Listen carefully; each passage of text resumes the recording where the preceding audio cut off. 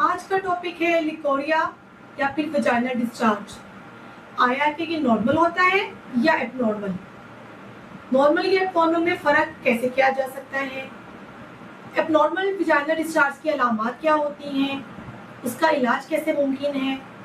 इस वीडियो के एंड में मैं उन टिप्स के बारे में बताऊंगी जिनको फॉलो करके एबनॉर्मल वजाइनल डिस्चार्ज से बचा जा सकता है। लिहाजा मेरी वीडियो को एंड तक ज़रूर देखिएगा। मेरे चैनल को सब्सक्राइब करें, लाइक करें एंड शेयर करें ताकि वक्तन फ़वक्तन आपको ऐसी इंफॉर्मेटिव वीडियो मिलती रहे। अस्सलाम वालेकुम, मैं हूँ doctor Saba Mumtaz, consultant gynaecologist and fertility specialist. उम्मीद है आप सब खैरियत से होंगे। आज मैं जिस टॉपिक पर बात करने जा रही हूँ ये बहुत ही कॉमन है, लिकोरिया या फिर वजाइनल डिस्चार्ज। मेरे ओपीडी में ये सवाल बार बार सुनने में मिलता है कि डॉक्टर साहिबा मुझे बहुत ज़्यादा लिकोरिया है या मुझे बहुत ज़्यादा वजाइनल डिस्चार्ज है, पानी पड़ता है जिसकी वजह से मेरी हड्डियाँ कमज़ोर हो गई हैं, मेरी कमर में दर्द रहता है, मैं कमज़ोरी महसूस करती हूँ। मगर मज़े की बात ये है कि बहुत सारी ख़वातीन को पता ही नहीं है कि लिकोरिया होता क्या है, आया कि ये नॉर्मल है या एबनॉर्मल। अगर लिकोरिया नॉर्मल या एबनॉर्मल होता है तो इसमें फ़र्क कैसे करते हैं, एबनॉर्मल लिकोरिया की अलामत क्या होती है। सबसे पहले तो मैं आपको बताती हूँ लिकोरिया होता क्या है। लिकोरिया का मतलब है कि फीमेल के निचले हिस्से से पानी का आना, सफेद रंग का पानी पड़ना, ये नॉर्मल है। वेजाइना या बच्चेदानी का मुंह, जिसको मेडिकल साइंस में सर्विक्स कहते हैं, उसमें कुछ ऐसे खुलिये होते हैं जिनसे वजाइनल डिस्चार्ज होता है। कुछ ऐसी रतूबतें खारिज होती हैं जिससे निचला हिस्सा गीला रहता है। ये एक नॉर्मल बात है, खुश्की बुरी बात है।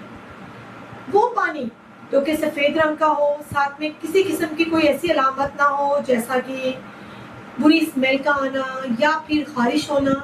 अगर आपको खारिश नहीं है या बुरी स्मेल नहीं है, सिंपल वाइट कलर का डिस्चार्ज हो रहा है तो ये नॉर्मल है।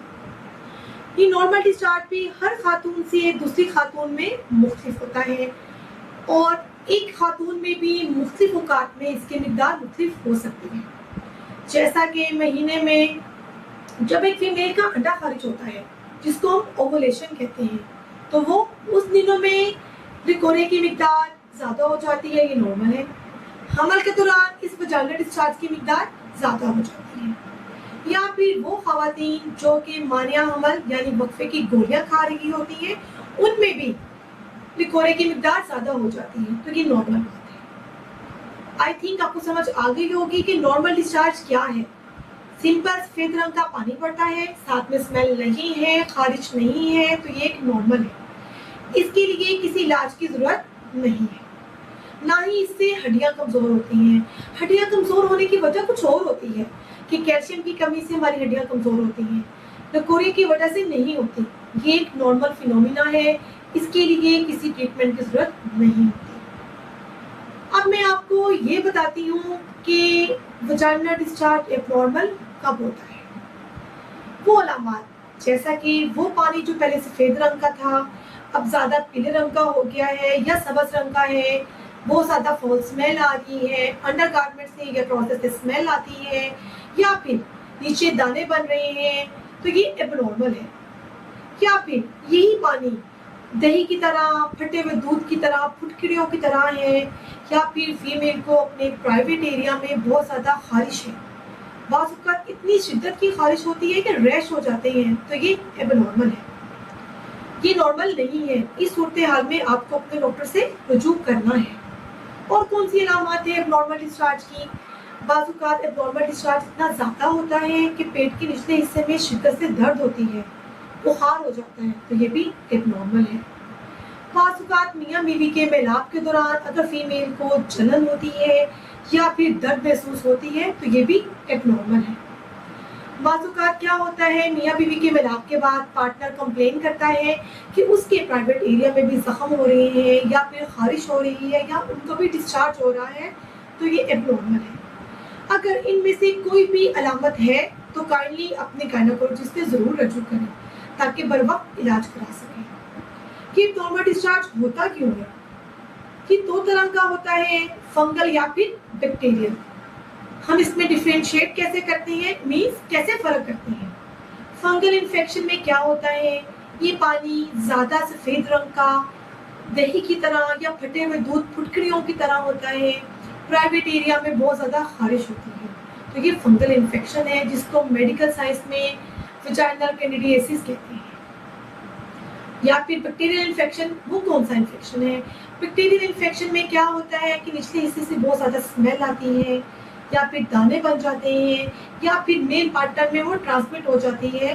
तो ये बैक्टीरियल इन्फेक्शन है। अब आपको कैसे पता चलेगा ये फंगल है या बैक्टीरियल? इसलिए मैं आपसे कह रही हूँ, जब भी एबनॉर्मल डिस्चार्ज के अलामात हो तो अपने डॉक्टर से रुजू करें। आपकी गायनेकोलॉजिस्ट आपके कुछ सवालात करेंगी, नीचे से आपका मुआयना करेंगे, फिर वो डिसाइड करेंगे कि कौन सा इन्फेक्शन है और ट्रीटमेंट क्या देना है। लेकिन हमारे मौसम में एक बुरी बात ये है कि ख़वातीन घर बैठ के ही अपना ट्रीटमेंट शुरू कर देती है। वो सोचती है कि मुझे कुछ अर्सा पहले ये इन्फेक्शन हुआ था और साहिबा ने यह दवाइयाँ दी थी, वो इस्तेमाल कर लेती है, लेकिन उनका मसला हल होने की बजाय बढ़ जाता है। या फिर आपके कोई दोस्त या फैमिली में कोई फीमेल खातून आती है, वो बताती है कि मुझे भी ये मसला था, मैंने ये दवाइयाँ ली थी, आप भी ले लो। उनके इस्तेमाल से आपका मसला हल होने की बजाय बढ़ सकता है। क्यों? क्योंकि अगर फंगल इन्फेक्शन है, आप जितनी मर्जी अद्वियात ले लें, जब तक एंटी फंगल का इस्तेमाल नहीं करेंगे, इट मीन्स उन अद्वियात का इस्तेमाल नहीं करेंगे जो फंगल इन्फेक्शन के खिलाफ होंगे, आप ठीक नहीं हो सकते। इसलिए मेरी आप लोगों से रिक्वेस्ट है, जब भी एबनॉर्मल वजाइनल डिस्चार्ज हो, अपनी गायनेकोलॉजिस्ट से ज़रूर रुजू करें, ताकि वो प्रॉपर तरह से आपसे सवालात कर सकें, आपका मुआयना कर सकें, फिर आपको दवाइयाँ शुरू कर पाएं, ताकि बर वक्त इसका इलाज हो सके। उम्मीद है आपको समझ आ गई होगी कि कौन सा डिस्चार्ज नॉर्मल है और कौन सा एबनॉर्मल। अब मैं आपको उन टिप्स के बारे में बताऊंगी कि एबनॉर्मल वजाइनल डिस्चार्ज से कैसे बचा जा सकता है। सबसे पहले ये कि बाज़ ख़वातीन अपने प्राइवेट एरियाज को बार बार वॉश करती हैं। इवन कि कुछ ख़वातीन तो सोप यानी साबुन का इस्तेमाल करती हैं, जो कि बिल्कुल गलत है।